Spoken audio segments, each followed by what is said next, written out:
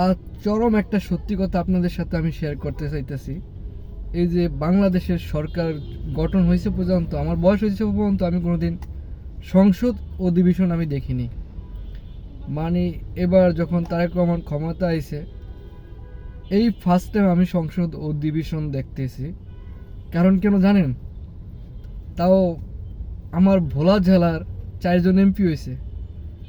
ওনারা বলছিল যে ফার্স্ট টাইমে ওনারা বলবে যে ভোলা বরিশাল সেতু নিয়ে কথা বলবে সংসদে।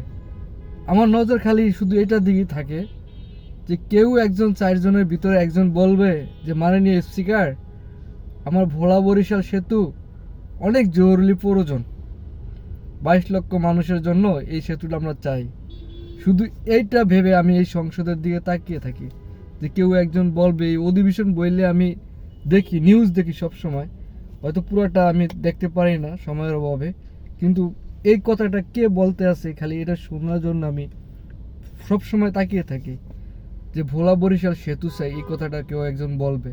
শুধু এই অপেক্ষাটাই থাকি।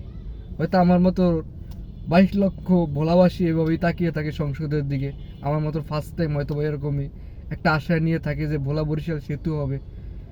আশা করি সংসদে অতি দ্রুত এটা কার্যকর হবে, আমরা এটা আশাবাদী করতে চাই। কারণ যখন তারেক রহমান এটাতে সম্মতি দিয়েছে, ইনশাল্লাহ।